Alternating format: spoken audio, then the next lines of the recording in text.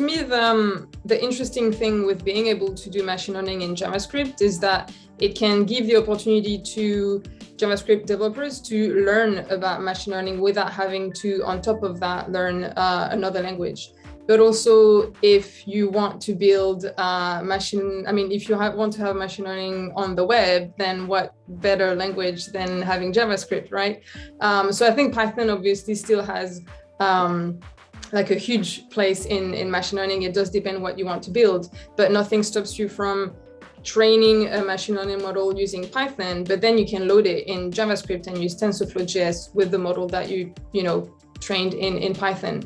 So I think that there are opportunities to use both. I think to me, it's really exciting to like make a space in the JavaScript ecosystem for machine learning, so that then it's like another space where JavaScript can be a part of, on top of what I was saying earlier with like hardware or all of that stuff. It's that you can be a JavaScript developer and maybe by day you're doing mainly front end, but then on the side you can learn all of the other things of the tech ecosystem in general.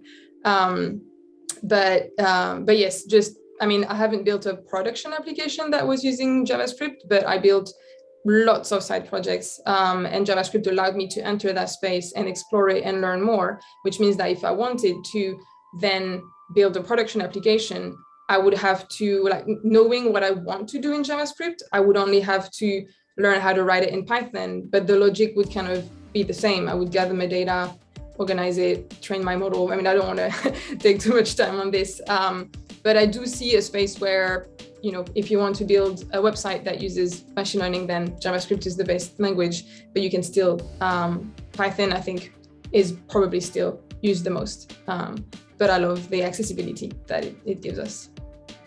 Cool. So you mentioned about a lot of side projects, what you have been working on. Like what's the motivation behind all those side projects apart from your regular deliverables for your company?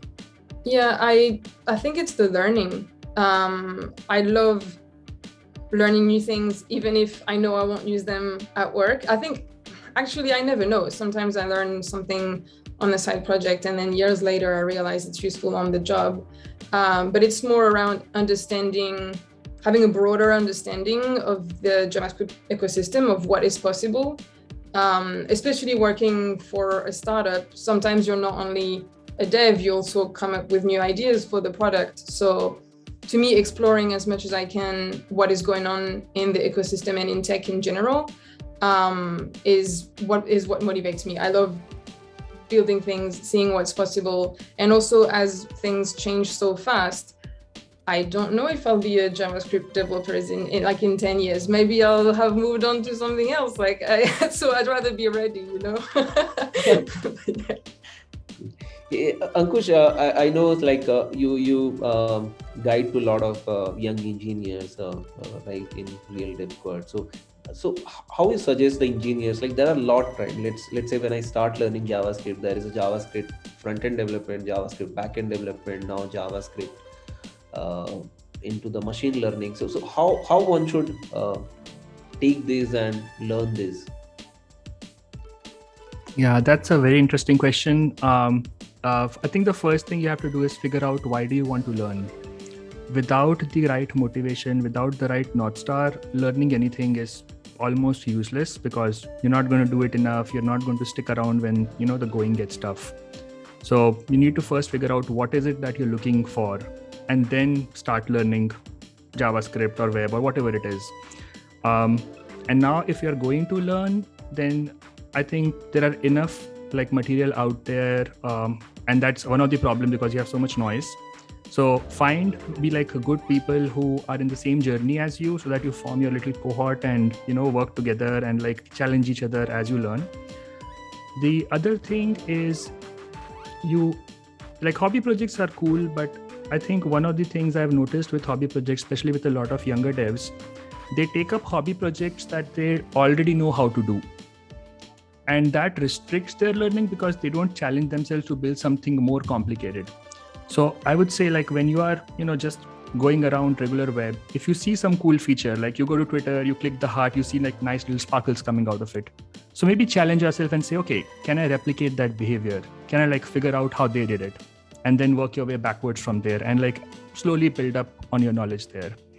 But like I said, to start off, like, go to MDN. They have enough like learning paths there. You can pick one, get started, but have one or two cool products that you want to build out. And last point I would add is don't build hobby projects for the sake of it.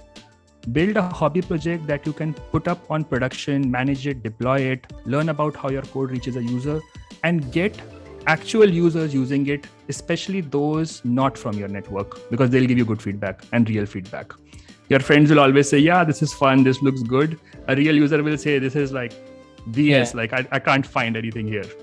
And that's where the real learning is going to come from. So build something, deploy it, and give it to actual people. Even if you give it to a handful, 20, 25, build a cool utility, build a small tool, build a small form that like does something interesting. And then your users will ask for more features and that'll keep you growing. Superb. I think, I like that part. And there has to be some motto and the real user for it, right? So we'll just switch our gear and we'll jump to mobile, because we have seen a lot of time the big companies, their approach is mobile first development, right? So Param, I want to understand, like, do you see a JS or the JavaScript has played a bigger role in mobile application development also? I mean, I have seen, I've seen at Flipkart how they used to work. They used to have a React Native team for some of the modules, but for a quality level application, you need to have some sort of hybrid approach wherein they have like proper Android and iOS teams, but they were powering some of the screens with React Native. So with React Native and other similar frameworks, there's always some sort of compromise. You can't do some very intense level things with it. There must be ways around, like a hybrid kind of approach, as I mentioned. But I believe if you are chasing some of the very native application features on a native platform kind of features, it's always a good idea to learn iOS, Swift on that platform properly, and using Java and Kotlin on the Android side of things. So yes, but that being said, the main benefit that comes from it is that you can use JavaScript, and that is what helping me in my next role. So I have been a web developer throughout my whole career, and right now in my next role I'm jumping onto a React Native role, and I don't think it'll be very difficult for me. It's going to be a learning from me, and as it's very similar to what React is, what JSX is, so it won't be very different. So that's one benefit of it, and a lot of companies have adopted it, I've seen, and especially the companies, the requirement is like, okay, we don't want to invest in managing like two different teams, two different developers, Android and iOS. It's always difficult. Rather, compared to a developer who knows JavaScript or TypeScript and who can work either on the front end, either on the back end, now also on the mobile side. So it's like the best of all the worlds. So that's a really cool thing about JavaScript, that, as I mentioned, it's so versatile.